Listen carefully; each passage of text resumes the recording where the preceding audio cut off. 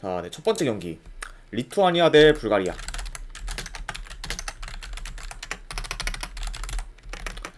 자, 일단 이제 리투아니아 같은 경우에는 1년 넘게 지금 승이 없는 상태로 경기력이 지금 매우 좋지 못해요. 특히 이제 리투아니아 같은 경우에는 공격 전개가 이제 계속 안 되기 때문에 공격력 면에서 매우 지금 떨어지는 모습을 보이는 그런 나라입니다. 그렇죠. 그러다 보니까 지금 리투아니아 같은 경우에는 5경기 연속 무득점일 정도로 지금 골 가뭄에 많이 시달리고 있고, 그리고 경기당 유효스팅이 진짜 뭐 1개에서 2개, 진짜 많아야 한 3개일 정도로 그렇게 득점 찬스도 많이 못 살리는 그런 편입니다. 자, 이렇게 리투아니아에 대해서 뭐 간략하게나마 알 수가 있을 것 같고, 불가리아 같은 경우에도 이제 3월에 좀 치른 유로컵 예선에서 이제 2연패를 당하면서 지금 2경기 연속 무득점을 지금 기록을 하고 있고, 특히 지금 공격에서는 두각을 많이 나타내지를 못하고 있습니다. 그러다 보니까 이제 불가리아 같은 경우에는 이제 평균적으로 공격 전개가 그렇게까지 좋지가 못해요.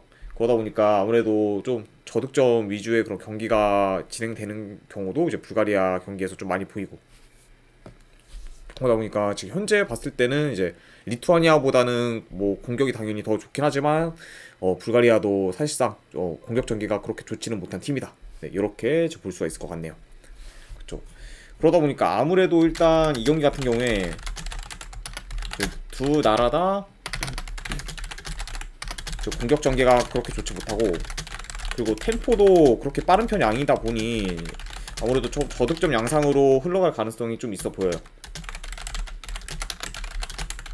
자, 이렇게 볼 수가 있고, 그래도 지금 이거 같은 경우는 뭐 승패를 나눈다고 하면은 지금 뭐 아예 공격 전개가 안 되고, 그리고 1년 넘게 승이 없는 그런 리투아니아보다는 좀 상대적으로 경기력이나 공격력이 좋은 불가리아가 그나마 좀 더 이길 가능성이 있지 않을까 저는 생각을 합니다. 그러다 보니까 이 경기 같은 경우에는 분석 결과로 봤을 때 저는 불가리아 쪽 승을 볼게요. 불가리아 승. 그리고 고배당으로는 햄무 도전. 그리고 2.5 기준은 언더. 이렇게 한번 보도록 하겠습니다. 불가리아 승에 햄무의 2.5 기준 언더. 자, 이렇게 한번 보고, 자, 두 번째 경기 이제 룩셈부르크 대 리히텐슈타인. 자, 일단 전체적으로 양팀 다 큰 결장자는 지금 없는 상태입니다. 그러다 보니까 양팀 다 어느 정도 좀 지금 이제 풀 라인업으로 출전할 수 있는 그런 상태고, 룩셈부르크 같은 경우에는 이제 예전에 이제 라트비아, 몰도바 같은 나라들과 좀 어깨를 나란히 했었지만, 그래도 이제 한 3, 4년 전부터 좀 어느 정도 좀 공격적인 플레이를 구사하면서 득점력이 좋아졌고, 그러면서 지금 자연스럽게 경기력도 많이 좋아졌습니다. 그래서 지금 뭐 룩셈부르크 같은 경우에는 그런 좀 하위권 나라들은 거의 다 지금 이기는 상태지 않을까 생각할 정도로 굉장히 좀 예전에 비해서 많이 좀 올라온 그런 나라다, 이렇게 볼 수가 있고, 하지만 지금 룩셈부르크 입장에서도 최근에는 공격이 좀 많이 잘 안 풀리면서 공격 면에서는 많이 잠잠한 상태를 지금 보이고 있습니다. 현재 지금 약간 좀 득점 사이클이 좀 많이 잠잠한 상태다, 이렇게 볼 수가 있고, 자, 경기 양상을 봤을 때 이 경기 같은 경우에는 룩셈부르크가 높은 점유율을 바탕으로 좀 주도할 것으로 보여요. 아무래도 리히텐슈타인이 개인적으로 이제 골 점유율이 많이 낮다 보니까, 그리고 라인을 올리면서 좀 아무래도 적극적으로 좀 공격에 나서지 않을까 생각을 해요.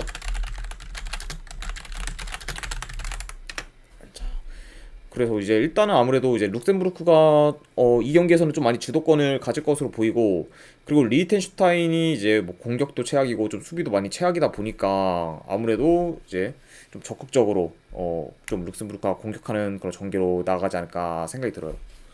그리고 이제 리히텐슈타인 같은 경우에는 뭐 이제 지브롤터, 뭐 몰도바한테도 2점 차로 질 정도로 굉장히 지금 경기력이 좋지 못하고, 그리고 공격 전개 또한 안 되기 때문에 지금 공수 모두 별로 그렇게 좋지 못하다, 이렇게 볼 수가 있습니다.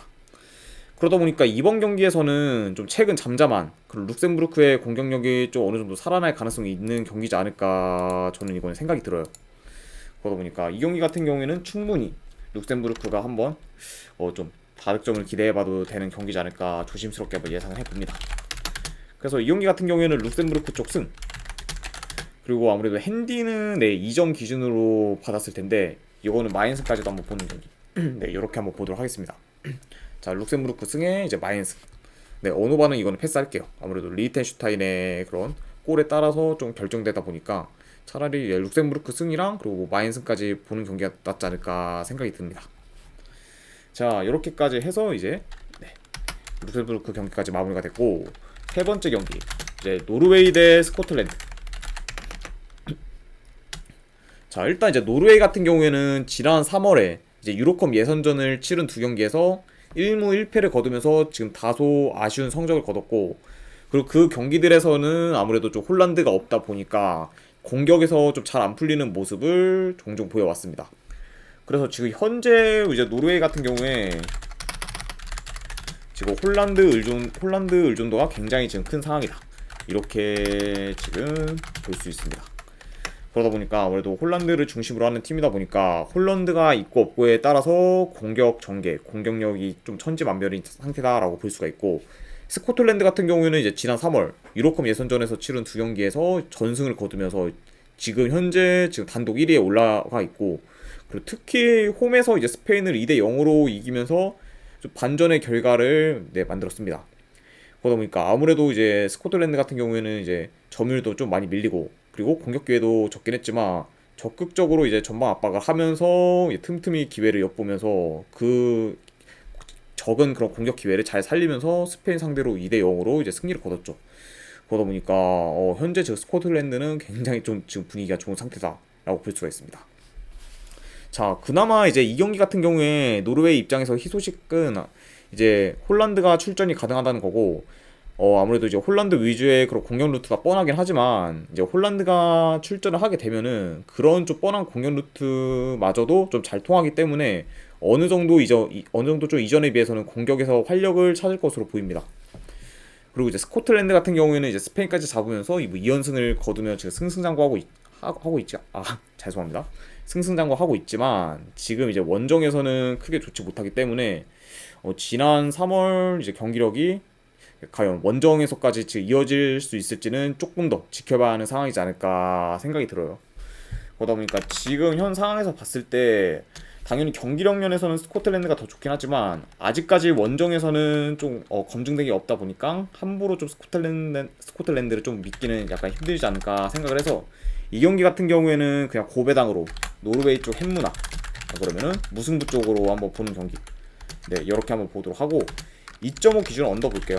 아무래도 지금 두 팀 다 어느 정도 수비가 좀 좋다 보니까, 그리고 스코틀랜드도 역시 이제 원정에서도 수비가 좀 좋은 모습을 종종 보여주기 때문에 이런 걸 좀 고려하면은 2.5 기준 언더가 좀 더 낫지 않을까 생각이 듭니다. 자, 그래서 이거는 노르웨이 햄무나 무승부 중에서 고배당 가져가는 경기, 안 그러면 2.5 기준 언더, 이렇게 한번 보도록 할게요. 자, 어제 좀 잠을 좀 별로 못 자다 보니까 입이 약간 좀 꼬인 점, 이거는 좀 약간 양해 부탁드립니다. 자, 그 다음 경기 이제 키프로스 대 이제 조지아.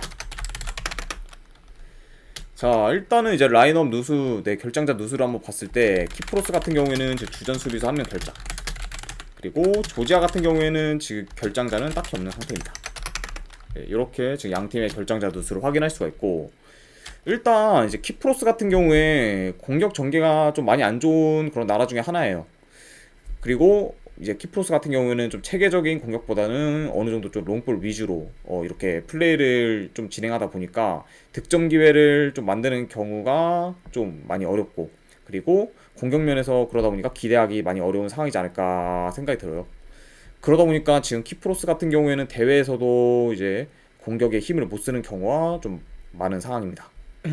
그리고 이제 조지아 같은 경우에는 일단 기본적으로 좀 수비가 좋은 나라고, 템포 자체도 그렇게까지 빠른 편은 아니에요. 어느 정도 좀 공수 밸런스를 잘 조절하면서 좀 템포 조절에 따라서 어느 정도 좀 그런 템포 조절을 통한 운영을 하는 그런 나라라고 볼 수가 있고, 그래도 일단 이제 조지아 같은 경우에는 공수 전환이 좀 빠르다 보니까 이제 공격 면에서는 당연히 키프로스보다는 많이 우세할 것으로 보여요.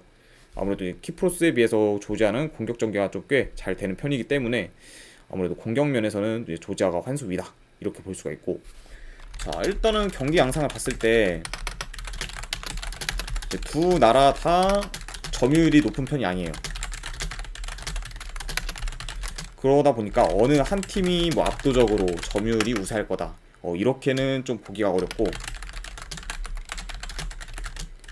그리고 키프로스 같은 경우에는 좀 롱볼 위주로 그런 공격 전개를 하다 보니 아무래도 좀 효율적인 공격을 만들지를 못하고 있어요.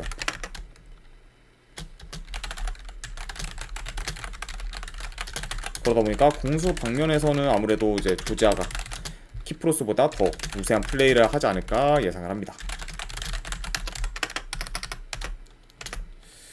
자, 까지 볼 수가 있어서, 그래서 뭐 이것도 이제 아무래도 사이드를 보면은 좀 조지아 쪽 사이드를 보는 게 더 낫지 않을까 생각이 들어서 저는 요거는 조지아 쪽 승, 그리고 2.5 기준 언더, 네 이렇게 한번 보도록 할게요. 조지아 승의 2.5 기준 언더. 자, 이렇게 한번 보도록 하고, 그 다음 경기 아이슬란드 대 이제 슬로바키아. 자, 일단 아이슬란드 같은 경우에 공격이 좀 많이 좋지 못한 나라긴 했지만 최근에는 이제 어느 정도 좀 공격 전개가 좋아지면서 좀 많이 공격 면에서도 좀 좋은 모습을 보이고 있습니다. 그 예로 이제 좀 스웨덴과 이제 보스니아 상대로 좀 의미 있는 득점 기회도 종종 만들면서 어느 정도 이제 이전에 그런 공격에서 잠잠했던 그런 모습과는 달리 좀 공격에서 좀 활력을 찾은 모습을 좀 계속해서 보여주고 있습니다.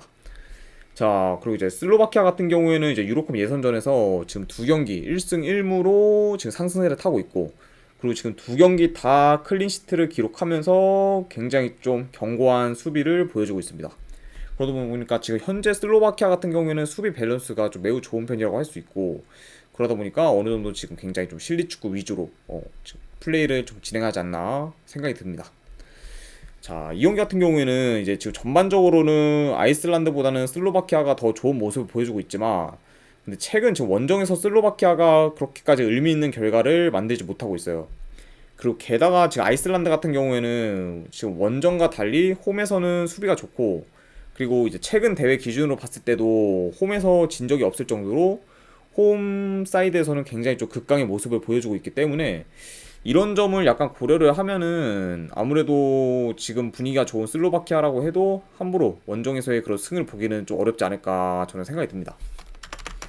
자, 그래서 이 경기 같은 경우에는 분석 결과로 봤을 때는 저는 아이슬란드 쪽 프랜승, 그리고 이거는 고배당으로 무승부도전, 그리고 2.5 기준 언더, 네 이렇게 한번 보도록 할게요. 아이슬란드 프랜승에 이제 고배당으로 무승부도전, 그리고 2.5 기준 언더, 네 이렇게 한번 보도록 하겠습니다. 자, 그 다음에 이제 벨기에 대 이제 오스트리아. 자, 일단 뭐 벨기에 같은 경우에는 지금 핵심 미드필더라고 볼 수 있죠. 네, 케빈 더브라이너가 지금 결장이 상황입니다. 자, 그리고 오스트리아 같은 경우에는 지금 주전 수비수 1명, 그리고 지금 미드필더 1명이 결장 의심인 상황이라고 볼 수가 있어요. 아무래도 지금 케빈 단소와 그리고 마르셀 자비처가 결장 의심인 상황이라고 볼 수가 있고, 자 현재 지금 뭐 이제 결장자 누수만 봤을 때 벨기에가 지금 타격이 너무 크죠. 아무래도 이제 케빈 더브라이너를 좀 기점으로 해서 공격 전개가 되는 경우가 굉장히 많은데, 그런 기점이 되는 선수가 지금 결장이다 보니까 벨기에 입장에서는 좀 많이 타격이 크다 이렇게 볼 수가 있을 것 같네요. 자, 일단 뭐 벨기에 같은 경우에는 최근 이제 3월 유로컵 예선에서 굉장히 좀 좋은 모습을 보여주고 있었어요.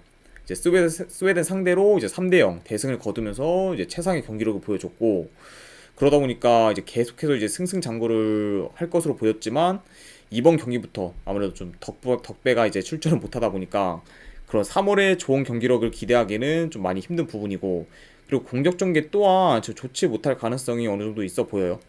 왜냐면 이제 벨기에 같은 경우에는 이제 덕배가 있을 때도 즉 경기력 기복이 어느 정도 좀 심한 나라 중에 한 나라였는데, 지금 덕배가 없다 보니까 아무래도 그런 좀 기복이 더 심해질 가능성도 높지 않을까 생각이 들어요. 자, 그러다 보니까 이 경기 같은 경우에는 물론 뭐 지금 벨기에가 홈이고 이제 덕배가 없다고 해도 전력면에서는 더 좋은 거는 알고 있지만, 오스트리아 역시 지금 굉장히 좀 경기력이 좋은 상태고, 지금 유로컵 예선전에서 네 전승을 지금 거둔 상황으로 상승세기 때문에 이런 약간 좀 오스트리아 상대로 벨기에의 그런 승배당이 그렇게까지 메리트가 있어 보이지는 않는다 이렇게 볼 수가 있습니다. 그렇죠? 아무래도 지금 뭐 벨기에가 홈이고 뭐 이제 이런 걸 다 고려를 해도 지금 덕배 빠졌고, 그리고 오스트리아도 최근 분위기가 굉장히 좀 좋기 때문에 요런 오스트리아 상대로 한 1.45대 그런 배당은 좀 그렇게까지 메리트가 있지는 않아 보여요. 그러다 보니까 이 경기 같은 경우에는 그냥 고배당으로 한번 프랜스 쪽 한번 역배 쪽 한번 도전해보든가, 아니면은 고배당으로 무승부 잡아보는 경기. 네, 저 이렇게 보는 게 조금 더 낫지 않을까, 네, 조심스럽게 한번 예상을 해봅니다. 그래서 이 경기 같은 경우에는 저는 오스트리아 쪽 프랜스의 한번 무승부 도전 경기, 네, 이렇게 한번 보도록 할게요. 자, 그 다음에 이제 네, 마지막 유로컵 예선 경기네요. 포르투갈 대 이제 보스니아. 자, 일단은 이제 포르투갈 같은 경우에는 공수 방면에서 좀 좋은 모습을 보여주고 있고, 특히 지금 공격 루트가 다양하고, 그리고 그런 공격 루트들을 잘 풀어가다 보니까 평균적으로 최근 득점력이 굉장히 지금 좋은 상태입니다. 자, 그리고 이제 보스니아 같은 경우에는 아무래도 홈에서는 공수 밸런스가 많이 좋으면서 좀 매경기 승리를 챙겨갈 정도로 극강의 모습을 보이긴 하지만, 지금 원정에서의 보스니아는 홈과는 좀 매우 달라요. 특히 일단 수비가 많이 불안하고, 그리고 공격 전개도 홈에 비해서 좀 많이 매끄럽지 못하다 보니까 공수 방면에서 이제 홈보다 많이 좋지 못한 모습을 보이고 있습니다. 그러다 보니까 보스니아 같은 경우에는 이제 홈 원정에서의 그 경기력 편차가 굉장히 크다. 네, 이렇게 지금 말씀을 드리고 싶습니다. 자, 이것도 이제 경기 양상을 봤을 때 이제 포르투갈이 아무래도 좀 높은 골 점유율을 바탕으로 좀 주도권을 가질 것으로 보여요. 그리고 아무래도 이제 포르투갈 같은 경우에는 워낙 공격 루트가 많기 때문에 뭐 침투나 크로스 등 좀 그런 다양한 공격 루트들을 통해서 그런 보스니아의 수비진들을 괴롭히지 않을까, 네, 생각을 합니다.